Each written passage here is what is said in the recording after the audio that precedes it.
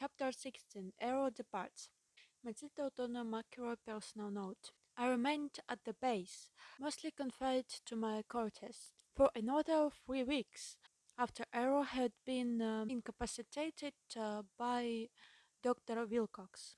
Once a day I was escorted to the room where Errol lay on the bed under continued surveillance by Dr. Wilcox and others, I assume. Each time I went to their room, I was asked to try to communicate with Errol again. Each time there was no response. This saddened me a great deal. As the days continued, I became increasingly more certain and distressed that Errol was dead, if that is the right word for it.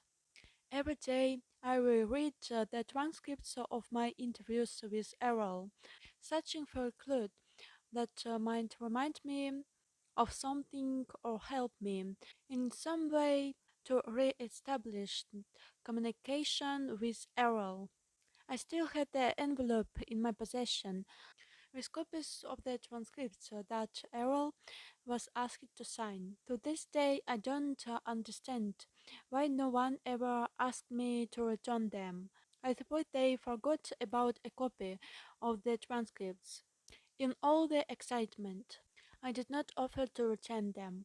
I kept them concealed under the mattress of my bed all the time I remained at the base, and have kept them with me ever since then.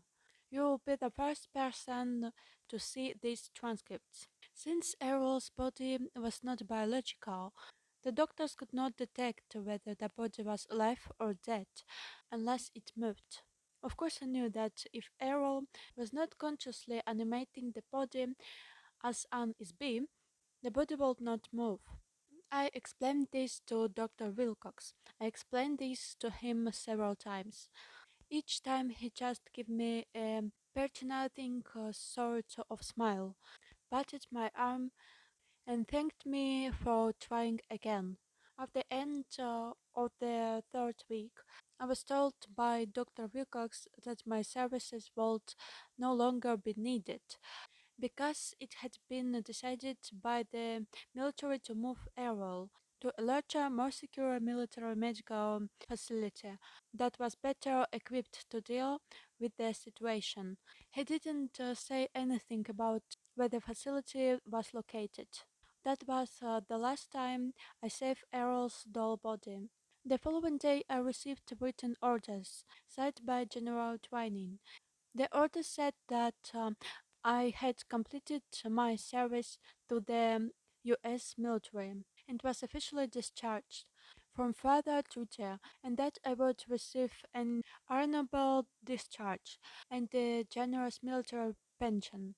I would also be relocated by the military and give a new identity with the appropriate documents. Along with the orders, I received a document that I was instructed to read and sign. It was an oath of secrecy. The language of document was full of legalese, but the point was very clearly made that I was to never ever discuss anything whatsoever with anyone whatsoever about anything whatsoever that I had seen, heard, or experienced during my service in the military, under pain of death as an act of treason against the United States of America.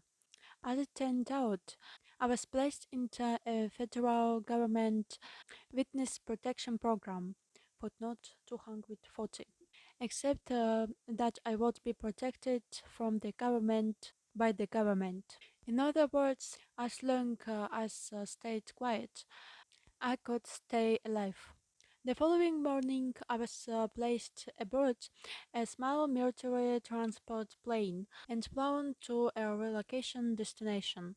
After being shuttled to several locations for short periods, I ended up in Glasgow, Montana, near Fort Peck. The night before I was scheduled to board the transport plane, as I lay in bed contemplating the whole affair, and wondering what happened to Errol and to me.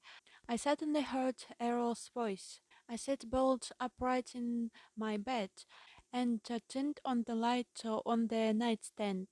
I looked around the room frantically for a few seconds. Then I realized that it was Errol, the SB. Her body was not in the room with me, of course, and it didn't need to be. She said, "Hello." The tone of her thought was plain and friendly. It was unmistakably Errol. I did not have the least doubt about that. I thought, Errol, are you still here? She answered that she was here, but not in a body on Earth. She had returned to her post at the domain base.